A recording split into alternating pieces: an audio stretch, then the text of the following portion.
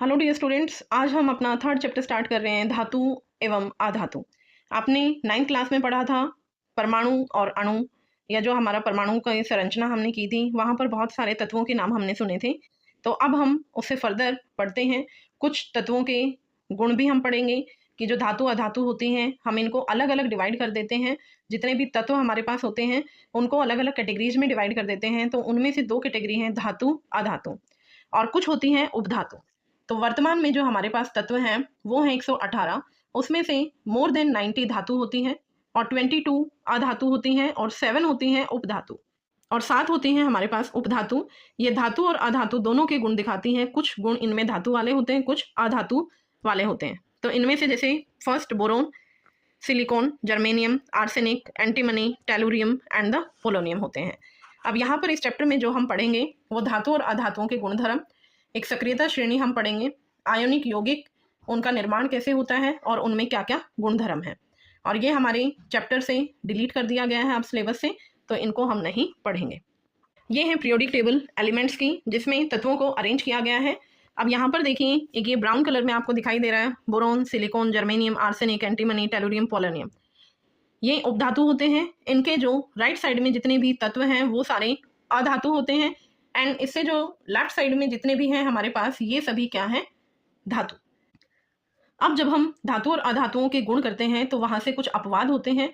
मतलब मैक्सिमम जितने भी धातु अधातु हैं वो इन्हीं गुणों को दिखाएंगे, लेकिन कुछ ऐसे होते हैं जो उन गुणों के अलावा गुण होते हैं उनके अंदर। तो जैसे आप यहाँ देखेंगे कि जो धातु हैं कमरे के ताप पर द्रव होती हैं, वैसे हमारी धातुएं मैक्सिमम ठोस होती हैं, लेकिन एक मरकरी धातु ऐसी है जो द्रव अवस्था में होती है। धातु मैक्सिमम कठोर होती हैं, आसानी से हम इनको काट नहीं सकते, लेकिन लिथियम, सोडियम और पोटाशियम धातु ऐसी हैं जिनको हम चाकू से काट सकते हैं। क्यों? क्योंकि इनका जो गलनांक है, इनका घनत्व है, वो कम होता है। अब कुछ धातुएं ऐसी हैं जिनका गलनांक बहुत कम होता है, जैसे गैलियम एंड सीजियम। ये अगर आप अपनी हथेली पर इसको रख लें तो उससे भी ये पिघल जाते हैं। अब अधातु चमकीली नहीं होती, लेकिन आयोडीन अधातु ऐसी होती है जो चमकीली होती है। विद्युत की कुचालक होती है अधातु, लेकिन ग्रेफाइट, ये कार्बन का एक रूप होता है, ये विद्युत की सुचालक होती है। और एक और कार्बन का रूप होता है हीरा, जिसका गलनांक और जो क्वथनांक होता है वो बहुत ज़्यादा होता है। जैसे हीरे की हम ज्वेलरी बनवाते हैं तो कितना भी गर्म कर लो वो पिघलेगा नहीं। तो वैसे अधातुओं का गलनांक कम होता है, लेकिन यहाँ पर इस अधातु का गलनांक बहुत ज़्यादा होता है। अब यहाँ देखिए, धातु और अधातुओं के कुछ गुण होते हैं, भौतिक गुण हैं ये। जैसे पारे को छोड़कर सभी धातुएं ठोस अवस्था में होती हैं, पारा द्रव अवस्था में होता है, एंड अधातुएं, और जो अधातुएं होती हैं वो ठोस, द्रव और गैस तीनों अवस्थाओं में होती हैं। धातुएं आघात वर्धनीय होती हैं और तन्य होती हैं। आघात वर्धनीय और तन्य क्या होती हैं कि हम इनकी तारे बना सकते हैं या इनको पीट कर इनकी शीट्स बनाई जा सकती हैं, लेकिन अधातुएं भंगुर होती हैं, जल्दी ही टूट जाती हैं और इनकी शीट्स हम नहीं बना सकते। धातु उष्मा और विद्युत की सुचालक होती हैं, मीन्स जैसे हमारी तारे हम देखते हैं सिल्वर की या एल्यूमिनियम की बनी हुई होती हैं, वो धातु की होती हैं। क्यों? क्योंकि इनमें से उष्मा और विद्युत आसानी से पास हो सकती है। लेकिन अधातुएं विद्युत की सुचालक नहीं होती, कुचालक होती हैं। एक ग्रेफाइट और आयोडीन को छोड़कर इनमें से विद्युत पास हो सकती है। नेक्स्ट, धातुओं में धात्विक चमक होती है इनके अंदर, और अधातुओं में चमक नहीं होती। ग्रेफाइट एंड आयोडीन को छोड़कर इनके अंदर चमक होती है। अब धातुएं जो होती हैं वो कठोर होती हैं, बहुत हार्ड होती हैं, हम आसानी से चाकू से इनको कट नहीं कर सकते। अपवाद है सोडियम और पोटाशियम, जिनको हम चाकू से आसानी से काट सकते हैं। अधातुएं कठोर नहीं होती, सॉफ्ट होती हैं। सिर्फ एक हीरा ऐसी अधातु होती है जो कार्बन का बना हुआ होता है, जो बहुत ज़्यादा कठोर होता है, हम आसानी से इनको काट नहीं सकते। अब धातु और अधातुओं के कुछ रासायनिक गुण हैं कि जब कोई धातु या अधातु किसी और तत्व के साथ कंबाइन करती है, अभिक्रिया करती है, तो उससे क्या रसायन बनता है, क्या यौगिक बनता है। तो जो धातुएं होती हैं अम्ल के साथ अभिक्रिया करती हैं और वहाँ से हाइड्रोजन गैस उनमें से निकलती हैं। जैसे HCl के साथ अभिक्रिया करेंगी Mg, और जब ये अभिक्रिया करती हैं तो MgCl2 बनेगा, लवण बनेगा और हाइड्रोजन गैस यहाँ से रिलीज होगी। लेकिन अधातु अम्ल के साथ अभिक्रिया नहीं करते। कुछ अधातु ऐसी होती हैं अगर वो रिएक्शन कर भी जाए, अभिक्रिया कर भी जाए, और वो भी हमारा जो अम्ल होता है वो बहुत ही कठोर अम्ल होता है, कंसंट्रेटेड अम्ल होता है, जिसकी सांद्रता ज़्यादा होती है, तो उसी के साथ वो अभिक्रिया कर सकते हैं। और अभिक्रिया भी अगर करेंगे तो हाइड्रोजन गैस उसमें से नहीं मुक्त होगी। सेकेंड है, धातु ऑक्सीजन के साथ अभिक्रिया करते हैं तो वहाँ से धात्विक ऑक्साइड बनता है, जैसे MgO। और अधातु ऑक्सीजन के साथ अगर कंबाइन करेंगी वहां से भी ऑक्साइड बनेगा, लेकिन वो ऑक्साइड अम्ल की तरह नेचर शो करेगा, और जो धातु का ऑक्साइड बनेगा वो क्षारक की तरह शो करेगा। क्षारक मतलब जैसे हम पढ़ते हैं कि रेड लिटमस को ब्लू में कन्वर्ट कर देता है, लाल लिटमस को नीले में कन्वर्ट करता है, और जो अम्ल होते हैं वो नीले को लाल में बदल देते हैं। तो जब हम धातु का ऑक्साइड लेंगे वो क्षारक का गुण दिखाता है, और अधातु का जो ऑक्साइड होता है वो अम्ल का गुण दिखाता है। धातुएं जल के साथ अभिक्रिया करती हैं, अलग अलग अभिक्रियाएं होती हैं। कुछ धातु ऐसी होती हैं जो ठंडे जल के साथ अभिक्रिया कर जाती हैं, जैसे कि हमारी सोडियम और पोटाशियम होती हैं। कुछ धातु ऐसी होती हैं जो गर्म जल के साथ भी अभिक्रिया नहीं करती, उनको हमें स्टीम भाप के साथ अभिक्रिया करवानी पड़ती है, मतलब टेम्परेचर बढ़ाना पड़ता है वहाँ। जैसे हमारी सिल्वर और जो गोल्ड होती हैं वो अभिक्रिया नहीं करती, स्टीम के साथ करती हैं। अधातुएं जल के साथ अभिक्रिया नहीं करती हैं। अब यहाँ देखिए अलग से इनके रासायनिक गुणधर्म। धातु पहले जैसे ऑक्सीजन के साथ अभिक्रिया कर रही हैं तो ये धातु ऑक्साइड बनाएंगे, और जो हमारी सोडियम और पोटाशियम धातु ऐसी होती हैं जो बहुत ज़्यादा अभिक्रियाशील हैं, तो ये बहुत जल्दी अभिक्रिया कर जाती हैं। इसीलिए हम इनको केरोसिन ऑयल के अंदर डिप करके रखते हैं ताकि ये वातावरण के संपर्क में ना आए और कोई अभिक्रिया ना करें। जल के साथ अभिक्रिया करती हैं तो जल के साथ ही अभिक्रिया करती हैं, तो यहाँ से सोडियम पोटाशियम और कैल्शियम जो धातु होती हैं वो ठंडे वाटर के साथ ही जल के साथ अभिक्रिया कर जाती हैं।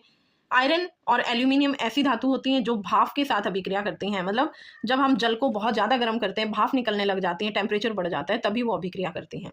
धातु की अम्ल के साथ अभिक्रिया। कुछ धातु ऐसी होती हैं जो तनु अम्ल, जिसकी सांद्रता कम होती है, तनु अम्ल के साथ भी अभिक्रिया कर जाती हैं, जैसे सोडियम पोटाशियम मैग्नीशियम। जो सक्रियता श्रेणी में ऊपर की तरफ हमारी धातु होती हैं वो कम कंडीशन में भी रिएक्शन कर जाती हैं क्योंकि उनकी सक्रियता ज़्यादा होती है, और जो सक्रियता श्रेणी में नीचे की तरफ धातुएं होती हैं वो अभिक्रिया बहुत जल्दी नहीं करती हैं। उनके लिए हमें सांद्र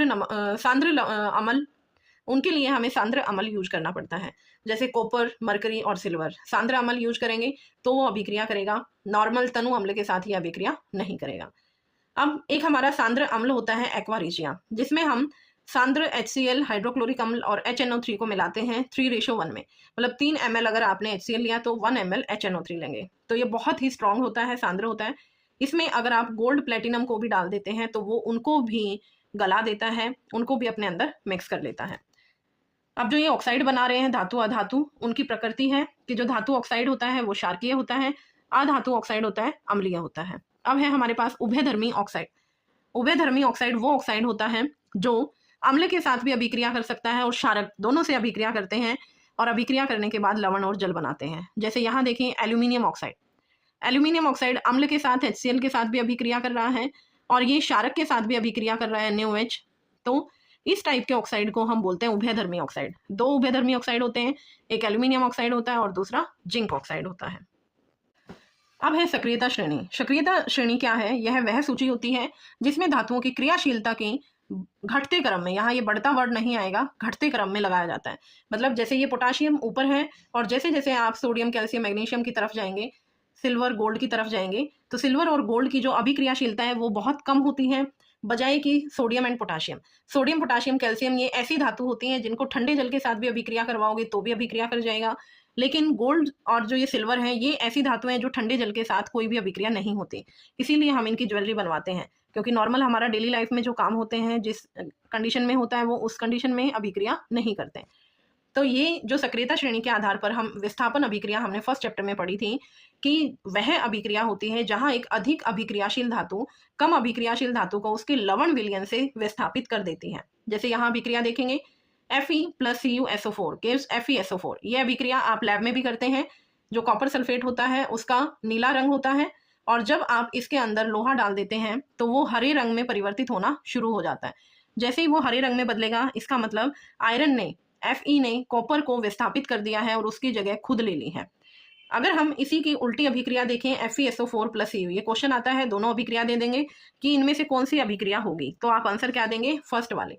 सेकंड क्यों नहीं होगी? क्योंकि जो कॉपर होता है अभिक्रियाशीलता में कॉपर नीचे होता है आयरन से, Fe से। Fe ऊपर है तो ये ज़्यादा अब यहाँ आप देखेंगे कि जो आयरन है ऊपर है और कॉपर नीचे है, मतलब कॉपर कम अभिक्रियाशील है आयरन से, तो कॉपर आयरन को विस्थापित नहीं करेगा उसके लवण में से, इसीलिए ये अभिक्रिया यहाँ नहीं होगी। ये अभिक्रियाशीलता है, इसके आधार पर क्वेश्चन आते हैं, जैसे अभी हमने किया Cu + FeSO4 या फिर CuSO4 + Fe, कौन सी अभिक्रिया इसमें से होगी, तो इसके आधार पर हमें पता चलता है। इसमें आप देखिए शॉर्ट ट्रिक मैंने लगाई है, जैसे ऊपर potassium, sodium, calcium, magnesium, aluminium, zinc, iron, lead है। अब इनको याद करने के लिए आप कैसे करेंगे, काली, नात, का, माली, आलू जरा फीके पकाता है, काली के, नात Na, का Ca, मा Mg, आ Al, जरा Zn, फीके Fe, पकाता Pb है, हाइड्रोजन। तो इस तरह से आप इनको याद करेंगे। फिर नीचे देखिए hydrogen, copper, mercury, silver, gold, तो इनको आप हैं, कौन है, आगे आओ, तो इस तरह से आप ये सीरीज श्रेणी याद कर सकते हैं। इसी सीरीज में आप इसको याद करेंगे, इसी के आधार पर आप आंसर दे सकते हो। अब है हमारा लास्ट टॉपिक आज का, आयनिक यौगिक। यौगिक दो तरह के होते हैं, एक आयनिक यौगिक होता है, एक सहसंयोजी आबंध होते हैं, यौगिक होते हैं। सहसंयोजी जो आबंध होते हैं वो साझा करके बनते हैं, जैसे हमारी अधातुएं होती हैं वो सहसंयोजी यौगिक बनाती हैं। वहां पर जैसे आप कार्बन देखेंगे, कार्बन का जो परमाणु संख्या है वो 6 है, जो उसका विन्यास है 2, 4।